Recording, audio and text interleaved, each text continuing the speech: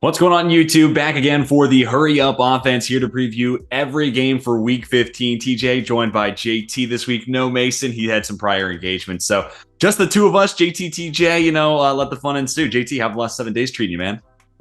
Last 7 days. Oh, I got to watch the Vikings 3-0 win. So win to win.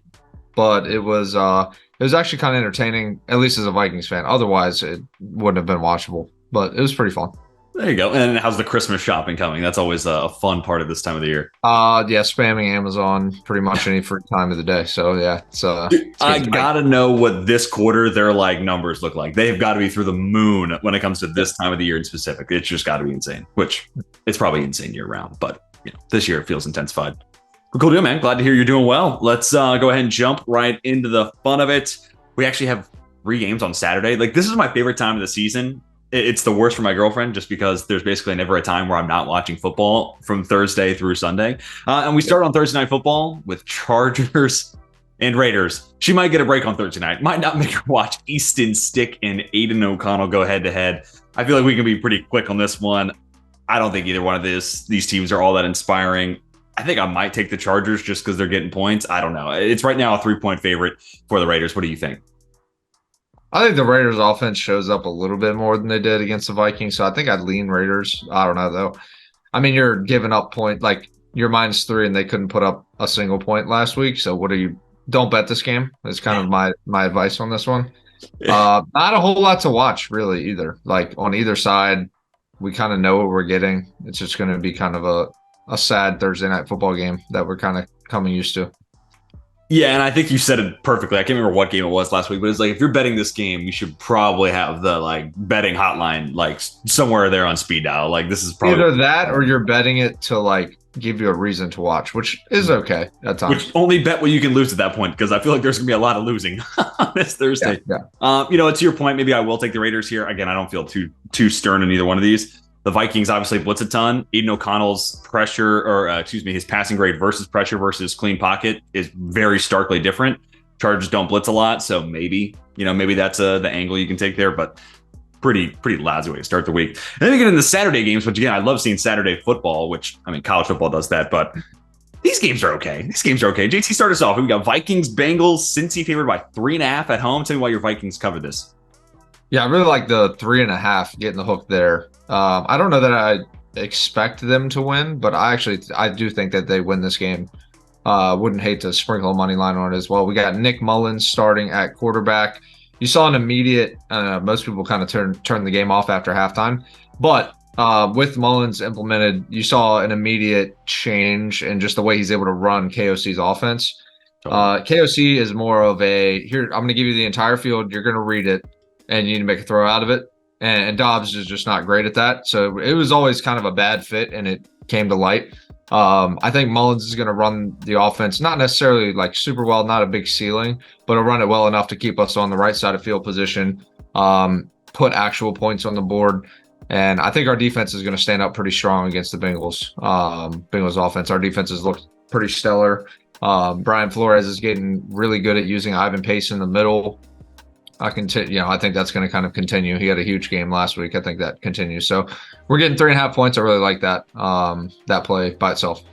Yeah, I really like the Vikings as a teaser leg, getting them out to 9.5. Jake Browning's been a good story, but it's only a matter of time before a backup quarterback eventually looks like one, even if they have been, above expectations. And I think you said it perfectly. I was thinking about this actually at work today while I, wasn't working. But I kind of feel like Josh Dobbs was the right guy to go to while you guys didn't have Justin Jefferson. Because at that point, I really only wanted to be 2 reads: Jordan Addison, TJ Hawkinson, and then him take off. And that's kind of what Dobbs has been all year: 2 reads, and then I'm going to try to do some with my legs. Mullins is going to stand there, go from 1 to 2, reset, look the other way, 3, 4. Okay, where's the check down? He's going to be more cerebral with it. So now that y'all have JJ back, assuming he plays this week, I actually think Mullins is probably the guy they would have gone to had there been no JJ injury. So I'm with you. I think he'll run the offense well enough. I'm surprised JJ apparently is on track to play this week, which is kind of insane. Yeah, at this point, I think one of 2 things. I think I got a little overreaction based on Sunday when I was like, just sit him. There's just no point. Which, I think there's still a world where that makes sense. But just let them run 30 routes a game. Keep them fresh. Let them keep going through the motions of it. Just don't give them a full, 45 to 50 snaps, route run every week or something like that. Maybe you just do 25 to 30 routes and let them block. I don't know. At 7-6, I feel like I know I get the vibe that the coaching staff really is still trying to push for win now, even though obviously like we're not in a good spot to win a Super Bowl or anything like that. But I think they want to have a decent show and make the playoffs, at least contend in a playoff game, something like that. So it seems like they're still kind of keeping the train going forward instead of giving up on the season. So I think that's why we see JJ this weekend. Yeah, and I mean, I think that makes sense for Kwesi too. Like, at this point, it's like, all right, dude, we got to start seeing some results. And like being dealt a bad card like no Kirk Cousins and still making the playoffs might be enough to where it's like, all right, let's talk contract extension for him. What makes me really interested in this game is Zach Taylor, Kevin O'Connell, two former Sean McVay. I think Taylor was just the QB coach, but two McVay disciples. I really want to see how that plays out with both those guys having a backup quarterback. I just want to see who runs the offense a little better. It's just kind of a weird game. Speaking of another weird game, let's get on to the second Saturday game. Colts and my Pittsburgh Steelers. Steelers getting 2.5. The Colts didn't inspire me last Sunday. The Steelers did anything but inspire me the previous Thursday. I don't really have a strong lean either way. I think the Colts are a slightly better team, if I'm honest. And this is going to sound a little shitty, and not every Steelers fan's on this bandwagon, but Shane Steichen's a better in-game coach, I think, than Tomlin is. Like, if you take away the locker room stuff, I think Shane Steichen's got him in everything else. So I'll take the Colts, laying the 2.5 at home. JT, what are your thoughts? Do we see Pickett this week? Or see out? No. Trubisky's already been named starter. Trubisky's named starter. I think the Colts are just a slightly better team, to be honest. So I think 2.5 is kind of where it should be. I think I would lean that way too. The Colts just play pretty consistent football. The Steelers are kind of the opposite of that, especially on the offensive end. Trubisky hasn't had a good showing yet. I know I saw a tweet today about Tomlin said something about Pickens being frustrated, like it's starting to bother the team a little bit. So I don't know. The Steelers are just kind of trending downward, and the Colts are pretty similar to what they have been all year. So I think I'd lean the Colts, but otherwise not a whole lot going on. And ultimately, what I think we've seen this year, it was like they lose back-to-back games to 2-win teams. That was supposed to be the point in the year where it's like, okay, well, the Steelers finish over 500. Tomlin does it again. Holy shit, how'd they do that? We beat the Browns when we shouldn't have, and we stole a couple other early season games that we shouldn't have. And then ultimately, the season kind of works itself out and it says, hey, will you lose to the Cardinals? Hey, will you lose to the Patriots? So it is what it is. But yeah, to your point, I think the Colts are just a slightly better roster right now. So, and I can trust Steichen as a play caller way more than whatever the Steelers playbook is as of right now. All right, the Saturday conclusion, actually a little bit better of a game. And I'm really fascinated by this one. Broncos and Lions. Denver's still playing really good football. The Lions kind of a little bit of maybe misfooting of the last 4 weeks. So JT, let me know your thoughts on this one. Which side do you like? Man, I don't know. I mean, 5 points is an interesting spread, by the way. I forgot to say that 5 points is the spread. Yeah, I'm seeing 4.5 on my website, but 4.5, same difference, really. Broncos. So on paper, you want to lean Lions just when you look up and down the rosters, that kind of stuff. And even Dan Campbell, I do like. But that being said, the Broncos, it's kind of just two teams, and we talk about this sometimes, where they're trending different directions. The Broncos are trending up. The Lions are definitely like sputtering. I think that's like the perfect word. Anytime you think that they're going to kind of take the lead on the division or really show themselves as like a true contender, they seem to sputter out on offense, even on defense too. So I think I go Broncos plus 4.5, just getting the points at home. I think that's big too, just being at home. The Broncos, I feel like, tend to play a little bit better at home. So I think that'd be my lean as far as a betting perspective. And I'm kind of interested to see if we see the Lions, truly take the NFC North like they should have, with themselves setting them up pretty well earlier in the year. Look, I'm going to take the Broncos to win outright. I think the Broncos win this game because they're able to generate pressure. I think Vance Joseph's going to blitz the house, and I think if you get pressure on Goff, he becomes a pumpkin. Really, if I could just simplify this game into one player-to-player matchup, it's Jaquan McMillan versus Amon-Ra St. Brown. ASB had some weird drops on Sunday. I don't think that'll be an issue, but Jaquan McMillan's been maybe the best slot player of the season. Like him and Trent McDuffie immediately come to mind. The man has just a nose for football. So if he takes away ASB, I don't know who the Lions look to. If I'm honest, like Reynolds is okay. Williams can do some stuff. Laporta maybe. But if ASB wins that matchup, then maybe there's a lot of quick throws to be had there for Goff. But I think the Broncos bring the house. Vance Joseph blitzes a lot. I think McMillan slows down ASB enough. I think the Broncos win this game outright, and they continue to be a big story, which Detroit would be as well if they lose this one. The total's kind of high at 47.5 is what I'm seeing. I think I'd bet the under on that. Yeah, no, I would too. Like if I could do a same game parlay, Broncos money line under 50, under 51.5 or something like that. I think that would be like a teaser. I don't know, like 24-17 end or something like that. Yeah. I don't know. And I think the Broncos have been pretty good on offense too about taking time off the clock. They're not a team that plays with like a whole lot of urgency or pace. So I think that even plays into the under narrative as well. Sure. So no, I like the Broncos to win outright, but that's at least a pretty exciting game to look forward to on Saturday night. And then we get into the Sunday slate of games. Chiefs and Patriots. Sheesh, I don't know. The spread's still 9. Did they see Bailey Zappi last Thursday? All jokes aside. I think there might be less receiving talent in this game than any other game of the season, which is kind of weird to say when we're talking about the Kansas City Chiefs, but just absolutely brutal. Let me get your thoughts on this Kadarius Toney offside. My take, he's offside. So absolutely there should be a flag. I mean, it's the rules. I don't know what you want out of it, Pat. Yeah, as a viewer, I mean, that was an awesome play to watch. Oh, it was sick. Yeah, craziest, like it would have been one of the best plays of all time. Like straight up, that was insane. But yeah, he's offsides, and the flag wasn't thrown super late. It wasn't anything like that. Like it wasn't thrown after the play to fix the score or anything like that. Yeah, he's offsides. It is what it is. I don't know. Now, if he wants to bitch about the MVS call from the week prior, by all means. I don't know how they don't call PI there. That's insane. Yeah, it's kind of weird too. Like Mahomes, I don't know. He turned kind of like into a baby, like little 12-year-old action. Especially like talking to Josh Allen about it right after the game. Like that's just you're a weirdo, dude. Like he just beat you. Sorry. Like did you think he was going to show you sympathy for that? Well, another thing is like you had chances to make plays throughout the entire game. Totally. Like that's not the reason you lost. To be clear. Yeah. So I don't know. I don't have much sympathy for that. Yeah, no, but I do think that plays interesting because I do think in the next, maybe it'll take 5 years, maybe it'll take 10, but I do think that will be a layer of offense that's added where like you have a former quarterback that plays receiver, forward quarterback that plays tight end, and you give them the rugby option route basically to pitch it out one side, hand it off, reverse it, whatever, or just keeping the ball here. I think that's kind of an interesting rugby wrinkle that could be added there. But anyways, getting back on track here, I'm not touching the Chiefs plus or -9. I don't have that much faith in this offense.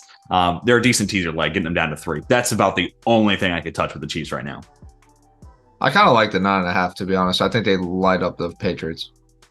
Only because it's like the ultimate like Mahomes spot where anytime he's doubted, he beats somebody by 30.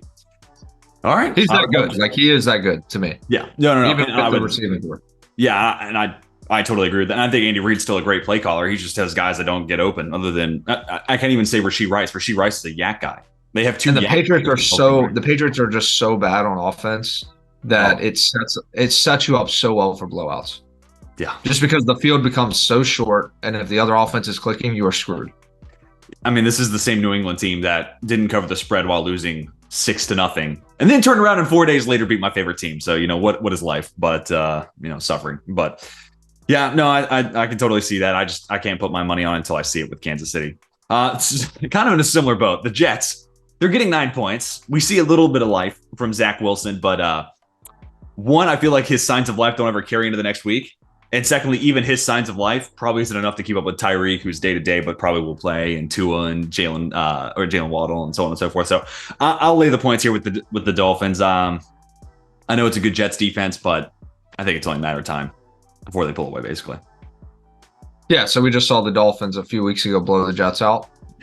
I don't know that their problem is you look at that tape, like we were watching it, and you can't.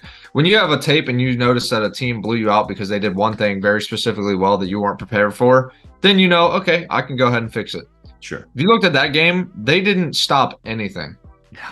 And you're not just going to make 6 adjustments for the next game. That's just not going to happen. So, yeah, I think I'd lean with the Dolphins beating them by 10 or more. I don't know if I'd bet it just because I'm not a fan of playing numbers that high in the NFL just in general. Sure. Yeah.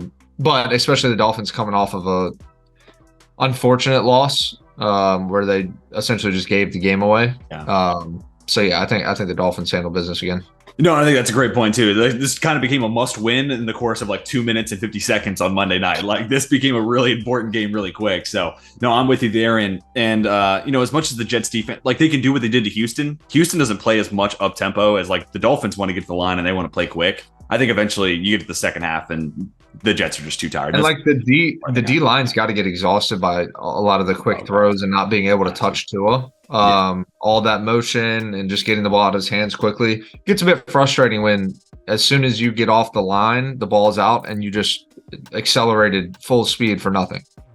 But now we get to see, now the real fun part is we get to see how much better Zach Wilson is to Tim Boyle. Now we get a direct A to B game comparison. So this is the tape that everyone wants. I do think he's a lot better, but I think that just says how bad Tim Boyle is because Zach Wilson's still rough. But he did look okay last week. He did look okay. All right, next one. Giants and Saints. How about this Tommy DeVito kid, man? Like, I know we've kind of poked some fun at it, but like at this point, it's kind of like a legitimately pseudo-inspiring story. Like this kid who still lives with his parents and, in the middle of the city is out playing a guy who makes $40 million a year. Like, yeesh. But yeah, man, what have you seen from this Giants team over the last few weeks? Do you think it's sustainable? And how do you think they match up with the Saints? I think the Giants' defensive play is pretty sustainable, and honestly, I don't think that their offensive play is unsustainable either. Just because I don't know, DeVito seems to have a decent game feel. It's like he had the shock game where he just got absolutely like flooded with the speed of the game, and then since that game, it looks like it's slowed down considerably for him. He's still not making like insane reads where you're like he's not CJ Stroud, right? We're not saying that he's going to carry the team to a win. He looks like an all-pro in his rookie season, but he does decent game feel. He can run around a little bit. Doesn't turn the ball over a ton either. So I think he's doing, decently well. And then they're playing the Saints. They get 6 points at home. I really like that spot. I don't think the Saints, again, I just don't think they're blowing anybody out. The Saints did cover last week though, right? Yeah, that's just because Carolina basically didn't show up. Yeah, that's just because Carolina essentially just rolls over and dies. The Giants have clearly shown that they're not willing to do so. I mean, early in the year, people wanted them to, and they said, no, we're good. So I think getting 6 points at home, I really like the Giants as a play this week just by itself, and even better in a teaser league. I'm seeing them at New Orleans, but either way, I'm with you on the Giants. Oh, all right. Either way, I mean, I don't know. The Saints, to me, I just don't like the Saints. Yeah, no, and I'm at this point where like, man, Derek Carr just, I don't know what it is, man. He can't finish a game, and then like two, he's just this is the Derek Carr I saw a couple years ago take Rich Bisaccia into the playoffs. Like he just doesn't feel like himself anymore, and it's kind of wasting a lot of talent around them. So I don't know. I can't trust the Saints offense to be consistent. I think the Giants defense is awesome. I think Dexter Lawrence deserves to be in this defensive player of the year conversation. And if they take away Kamara, I think the Giants can potentially win this game outright, but I definitely like them to cover in this one. Kayvon Thibodeau has a kind of quiet 12 sacks this year. Dude, Thibodeau from like week 8 on has been awesome. He has just turned it on to another level. And then kind of final note on this game.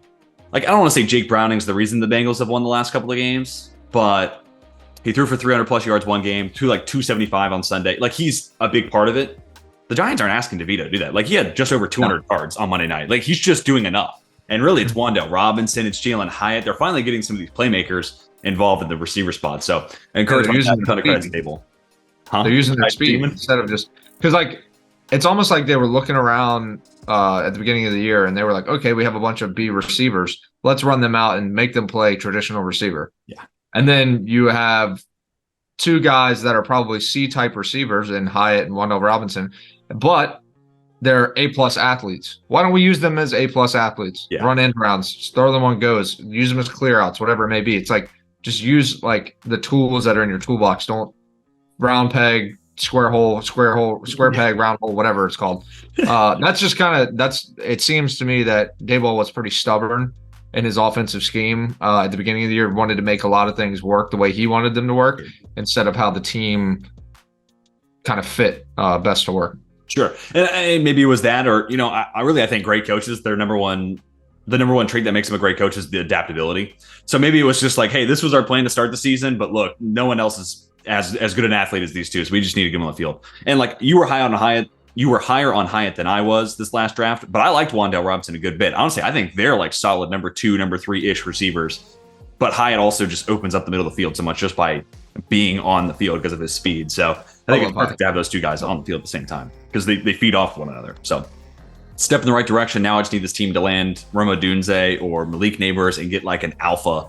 And that's a solid trio, I think. So maybe next year. Then we get to Bears and Browns. Sheesh alert, man. Like, this game should be more entertaining. This is one from like, if you told me this game was played like 10 years ago, I'd be like, don't ever show me this game ever again. But it's not too bad. I'm giving it a lot of criticism. Fields, I think, generally has played pretty well. And Flacco, man, the dude can still spin it. I'm here for the Joe Flacco renaissance. So, honestly, I think the Bears are too zigzag for me. They're too like good one week, bad the next. Sure. That I think I like the Browns here. I also just like that defense in general against Fields. Force them to hold the ball. They have good DBs and let Myles Garrett tear up against whoever he lines up against. So I'll take the Browns here.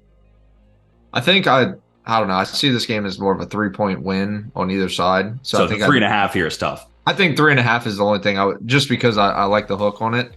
I just think it's going to be a 3-point game. I kind of second the thoughts that you kind of already have said. I don't know that I trust Flacco to continue some of this as far as like game planning goes around him, that kind of stuff. We start to see some adjustments. The Bears have been a lot more feisty, especially on defense, on just the back half of the year, really.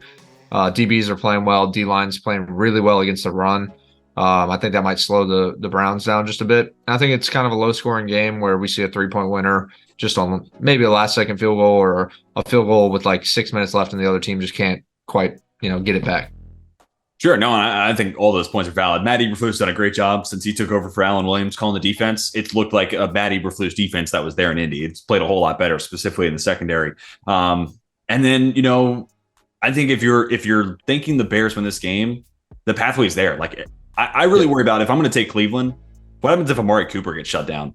Elijah Moore to me has been less than inspiring. David Njoku went crazy last week, but like you get one or two of those a year. They're not consistently happening. So if Cooper goes quiet, that could be the game plan, moving forward for the Chicago Bears. And I could see them getting the road win. I think part of the reason I also lean Browns is they're still in the playoff picture. So this is the game they kind of need to maintain pace. Well, the Bears, it's not going to happen this year. Sorry, Chicago fans.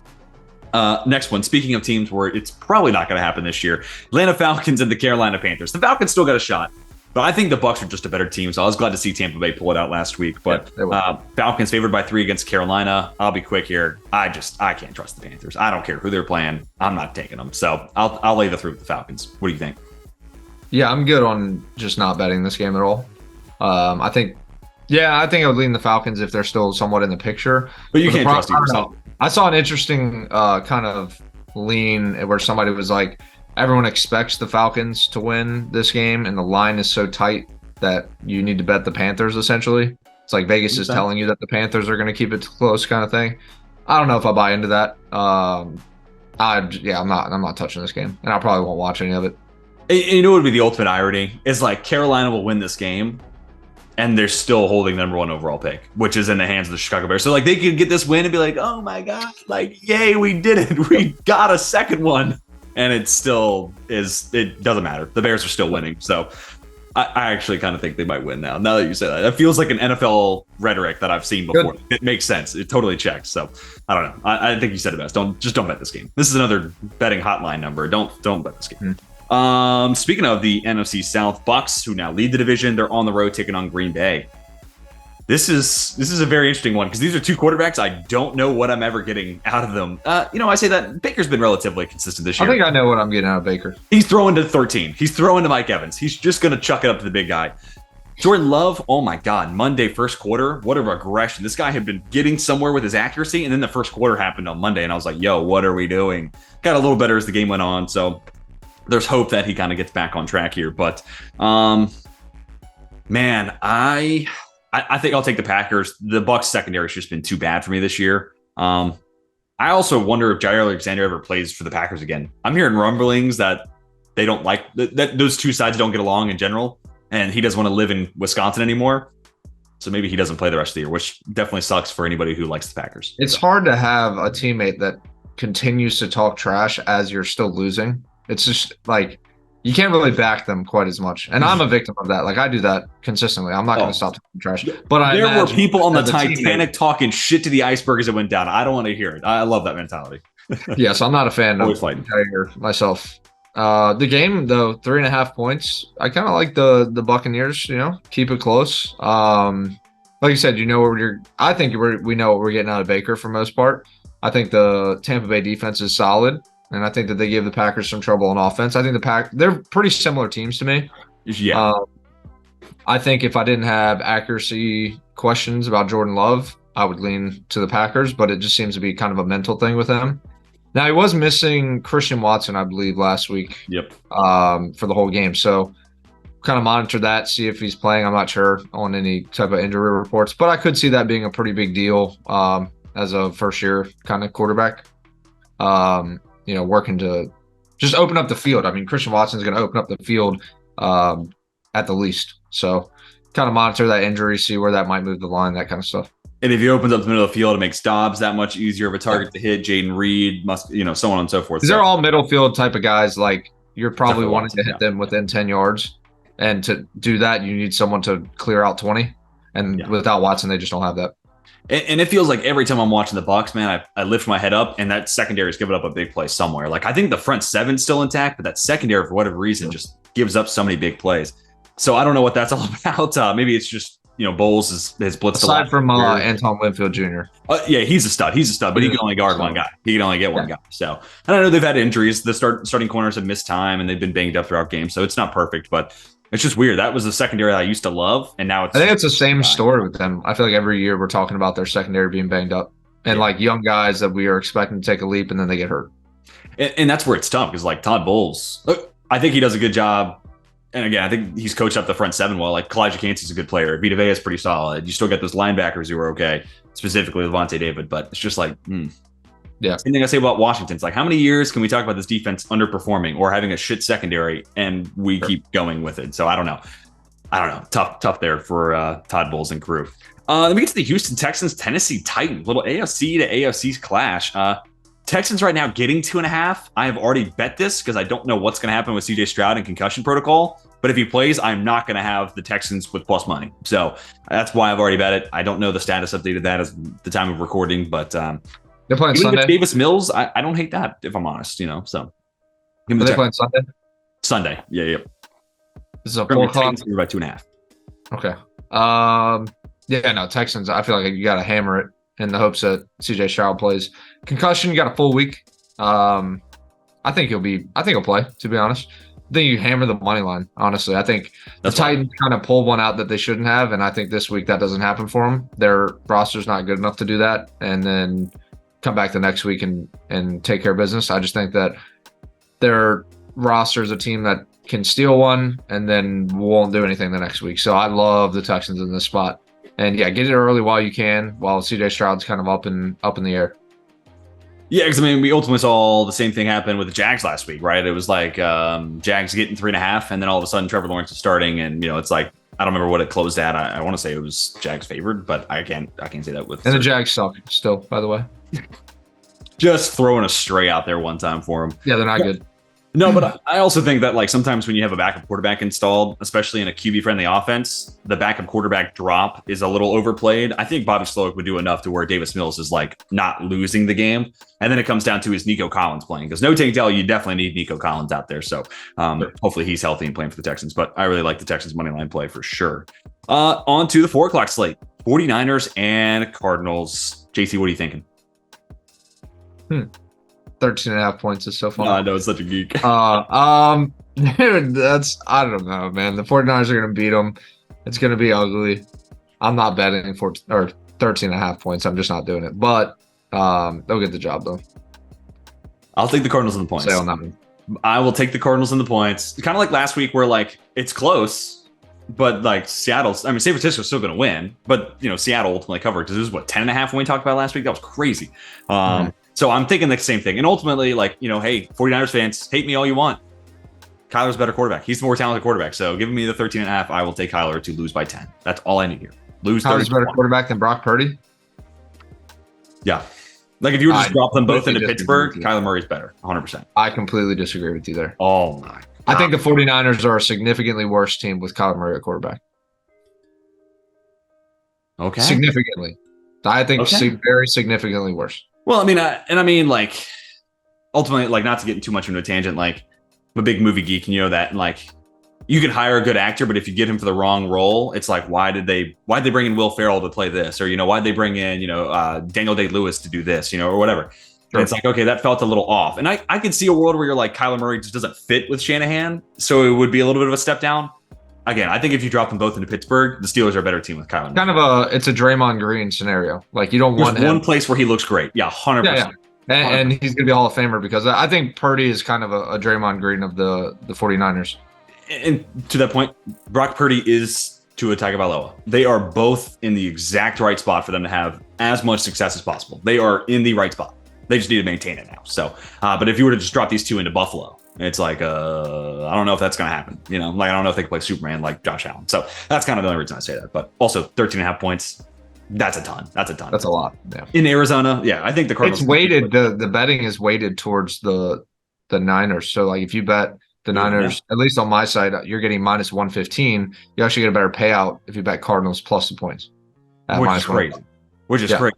Which Vegas always loves San Francisco. San Francisco's always got juice lines, but that's bonkers, especially on the road. That's crazy.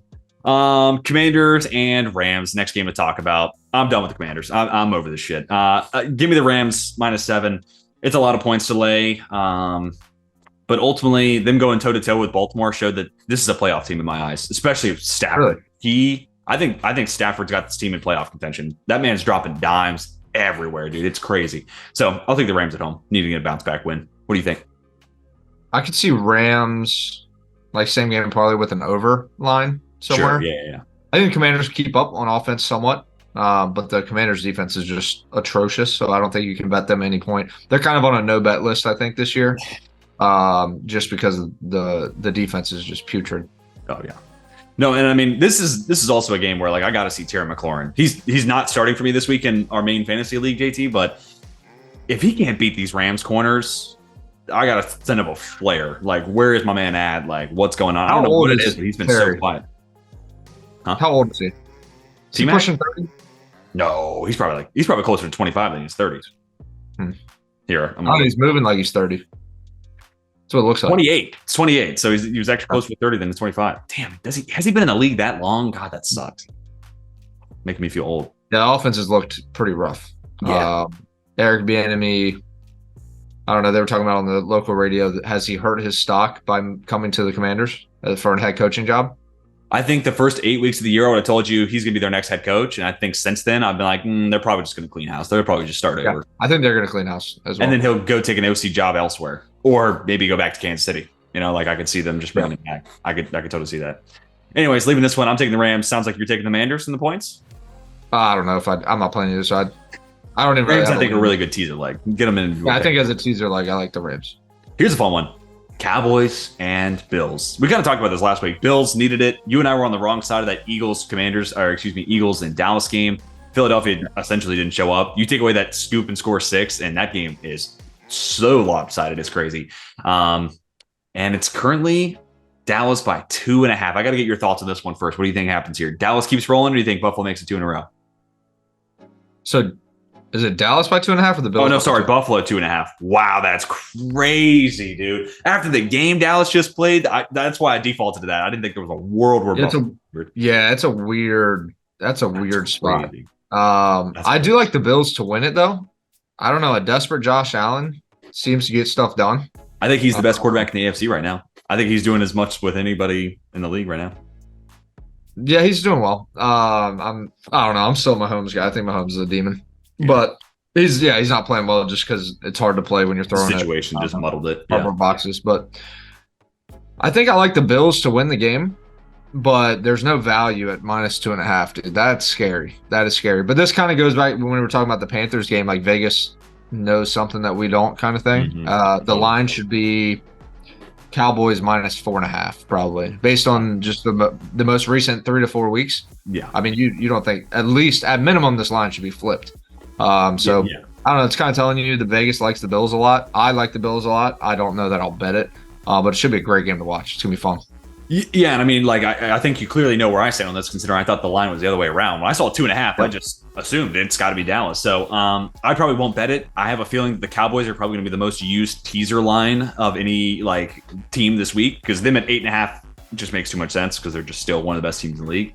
But I think Josh Allen gets the job done. Just like we said about Terry McLaurin, can I get a flare out for Stephon Diggs? Where is my man at?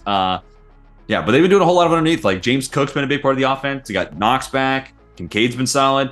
I think they kind of worked that same magic against Dallas. So that being said, Josh Allen's my favorite player in the league. Gives me a rooting interest in this game. So I am biased here for sure. Dak is definitely due for a breakdown game. Just something to monitor. No, for sure. You know what else is fun in this one? The Stephon Gilmore revenge game. Like, that was probably the best game he's played this year against AJ Brown. Yeah. Like, I want to say that was probably his best game. He's had a lot of good ones. He's just been good this year. But, like, if he takes away Diggs, Cowboys have answers. Cowboys haven't really had to play from behind yet this year. No, I think in their wins, right? You know, nah. Let me double check the schedule real quick. But it's funny I hear you say that, because I was listening to a podcast where they were talking about San Francisco's greatest asset. It's not Trent Williams, it's not Christian McCaffrey, it's the lead. And that's why like Shanahan's scripts are so necessary, because this team playing from ahead is so much better than it is when they're playing from behind. So I was like, interesting. But now let me pull up Dallas' schedule. I don't know. I see the Cowboys as somewhat of a front runner team, to where if Dak is down 10, I don't see him coming back. I guess they came back against Seattle 2 weeks ago. Like, that was a comeback win. Seattle's not great. Trying to think. They dominated the Rams game. I think they were leading all the way through against the Chargers. And then anything before the 49ers game, I'm not really worried about. It's not the win streak that they're on. So, yeah, that's actually a good point, though. I think San Francisco and Dallas are both teams that when they have a lead, it's almost impossible to stop them. I think that's kind of like where they need to find one another. Yeah. So. But that makes it crazy, because like if you get a lead on one of those two, it's like, oh shit, okay, here we go, we can do this now. So that should be a fun one though at 4:00. And then we get to the Sunday night game, Ravens Jags, like two teams that like need this. The Ravens are coming off a win. The Jags obviously need this game a little bit more because they're coming off the L. But yeah, I think the Ravens are just a better team. And the Ravens. Yeah, I'm taking the Ravens. It's currently Baltimore favored by 3.5, so it sucks. But it's at the Ravens Stadium at M&T. It's in Jacksonville. So in Jacksonville, past the field goal hook sucks. But ultimately, I trust Todd Monken and the games he's calling right now for the Ravens a little bit more. And also, like, I think the reason the Rams stayed in the game are a couple of coverage busts. I think that's fixable by next week. And no Christian Kirk the rest of the year. I think the Ravens are just a better side. I don't know why I'm being so long-winded. They're just a better team. So I'll take the Ravens here. What do you think? Ravens are definitely the better team. I don't like that they're not at home. I would be hammering the line if they were playing. They're so much better at home. It's crazy. Yeah, I don't know. I think the Jags defense and then Trevor Lawrence might make a couple kind of flashy plays, might keep them within 3. I probably won't touch it from a betting perspective. If it was at the Ravens, I'd be all over it. I probably wouldn't touch it. I don't know. I think the Jags could win it. I don't think that the separation from the teams is crazy, and the separation from the quarterbacks to me is not crazy either. I don't know. Lamar Jackson has his downfalls, and I think that we see them from time to time, and he's one of those guys where he puts together a good string of 4 games. We're like, oh, the Ravens are the best team in the league. Sure. And then you see some flaws in Lamar Jackson's game. Right around this time of the year. And then, yeah, exactly. And then you bring them right back down to like the 70th, 80th percentile of the league instead of the 90th. I don't know. So it just kind of seems like it's in that spot again. So I could see the Jags keeping it close. And plus, the fact that it's on Sunday Night Football just like adds an extra layer of unpredictability in my mind. It's really hard to get an idea there. But if you are betting the Jags, I think a nice little same game parlay here is you take the 3.5 and then Travis Etienne props. I mean, the Rams ran the ball really well against Baltimore, which has been weird. That's not been a major issue this year for the the Ravens. But I think, if that trend continues, Etienne could have a couple of huge runs, maybe bet his longest rushing yard prop. And then for him, anytime touchdown, the yards, I think you could cook up a big SGP there and potentially hit big. So might be one angle there. Also want to shout out OBJ. He's been playing really, really well the last 3 weeks, which was not something I thought I would be saying at the end of this season. Then we get to Monday Night Football. And this week, there's only one Monday Night Football game. Maybe the reason we had the Giants upsets because we ignored it last week. Maybe we didn't give the Packers their due time. And that's why Jordan Love was off. But anyways, Monday Night Football, Eagles and Seahawks. I like both these teams a lot, so this is a kind of a tough one for me to pick. JT, what are your early leans on this one? You said you like both of the teams a lot? Yeah, these are typically teams I like betting on, so I'm having a hard time. I need you to buy me the time. So I don't love the Seahawks as a team in general, but the Eagles secondary has just looked awful. Like they look terrible. They look so slow. I don't know any bet. Honestly, the bet that I like is DK coming off a week where he kind of broke down like mentally, not mentally, but like kind of lost his cool. I kind of like DK props in this game against Slay. I don't know. I just see that kind of being a one-on-one matchup that DK is going to try to take personally. It didn't work for him last week, but I think it might this week kind of deal. So I look to play his props. I think the line is very sharp at 3.5. I think that's right where it should be. I think the Eagles winning by 3. I like that bet, or 2.5, let's call it. I really like that bet, but at 3.5, I'm a little cooler on it. And the Seahawks, I don't really trust as a team in general, so I'll probably stay away from it. I'm anxious to see I'm curious to see. We need to start seeing some adjustments from the Eagles secondary. I think that they need to run out at least a different game plan. It doesn't have to be a separate scheme, that kind of stuff, but they need to start mixing in some other things because right now what they're doing is not working. Yeah, Sean Desai's always been a really, really man-heavy guy. When you go from a Gannon, who was the DC the year before, and it's a lot of quarters, and then it's some single high man. But like they play so similar that you never really know what you're really looking at if you're an offense. Now it's just like more often than not it's man. Like more often than not it's man. Yeah, they run a lot of man. And for 2 aging corners, it's a little bit of a head scratcher there for sure. No, I like the DK angle. Ultimately, I think Seattle's going to get done. Let me just double check that this game is in Seattle. It is.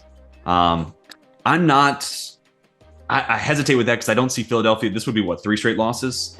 You have to check in Seattle's run defense too. I think that might be a big factor. Yeah. Seattle are stopping the run. Yeah, they have a hard time stopping the run, but I don't know. I think Geno's going to play in this game. If not, Drew Lock looked okay last week, but this is definitely more winnable if you're Geno. I just don't think Seattle's a 6-8 team. I just don't see that. I think they're better than that. I think they're 6-8 team, to be honest. I think they're one of the 7 best teams in the NFC, pretty comfortably. Like I think they are. So 6-8 rubbed me the wrong way. I think they get the win and get back to 500, and wouldn't be a prime time week without a little bit of an upset in there. So I'll take Seattle in the upset play. No real like hard logic or analytics or numbers to put to it. It's just kind of a gut feeling. I'm going with Seattle in this one. So I'm sporting 12. So then we get to locks of the week. We're done previewing each and every game. JT, do you have a lock ready to go? I can kind of look at the slate a little bit. I can give you some time if you need. Yeah, you go first, and then I'll have my play ready. Well, if the day ends in a Y, I'm going with the teaser. Vikings out to 9.5. Texans out to 8.5. Get it while you can before we know what's going on with CJ Stroud. That's my teaser of the week and my lock of the week. Yeah, I was going to do a teaser with the Vikings as well. At 9.5, I don't think we lose by 10. I just don't see that happening. So I like that play there. I think I'm going to do the same, but I'm going to do the Vikings and the Broncos. Push them out a bit. I see them at 4.5, so you get a 10.5. That's a nice little 2-score cushion. And the Vikings, like I said, I don't think that we lose by 10 or more. So that'd be my lock of the week for sure. And really, there's a handful of really good teaser lines. Like I think Seattle, getting them out to +10 at home, they're probably not going to lose by double digits in front of their home crowd. Dallas, we already talked about the 8.5.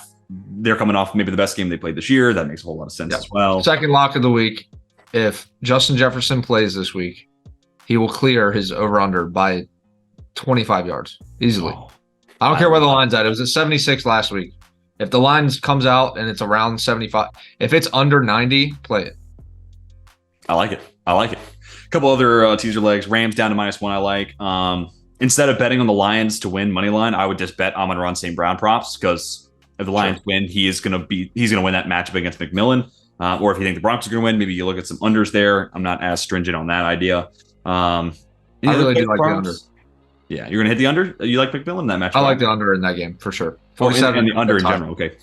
I also like Michael Pittman. Michael Pittman probably has a big game against Pittsburgh, knowing our secondary. I mean, Juju Smith-Schuster went for almost 100 yards, and Juju Smith-Schuster has been deathly quiet all year long. So Pittsburgh's going to give up big plays. I like Michael Pittman Jr. props this week too. So just throwing out some other ideas for anybody still with us. And if you are, thank you so much for tuning in. Speaking is hard sometimes. Thanks for tuning in this week. Week 15 preview here on the Hurry Up Offense. No Mason, but I appreciate JT giving me some of his time and running through all the games with me, my man. Appreciate you. Yes, sir. Awesome. Well, we're going to be back next week to preview week 16 of the NFL season. And man, the playoffs are just around the corner. So be sure to come back next week as we preview some big time matchups. But we'll even talk about playoff implications because we're at that time of the year where Some teams are going to be able to lock it up, and then some teams are potentially with a loss, basically calling their season quits. So going to be excited to talk about that one with you as well as Mason. So be sure to come back next week for that video. And until then, we are signing off.